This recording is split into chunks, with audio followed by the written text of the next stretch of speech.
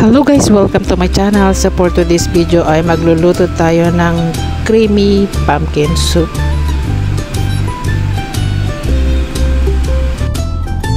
So meron tayong ingredients: pumpkin,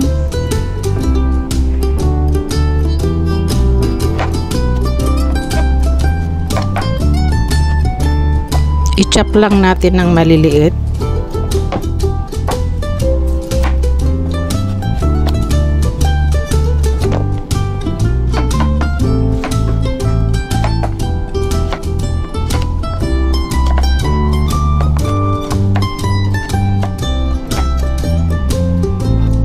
and of course my white onion chop, garlic and carrots, pwede rin walang carrots. Then ilagay natin sa casserole, pagsamasamahin.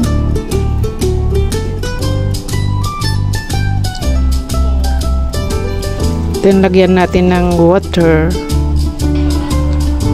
add chicken soup,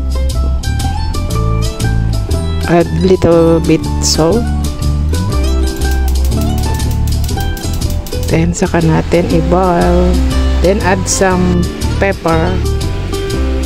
So mag-prepare tayo ng ating pang-garnish, coriander. Then yan ang gawa na. So that's it guys, blender ko po yan guys, kaya naging ganyan. So lalagyan natin ng coconut milk or cream. Then saka natin i-boil ulit.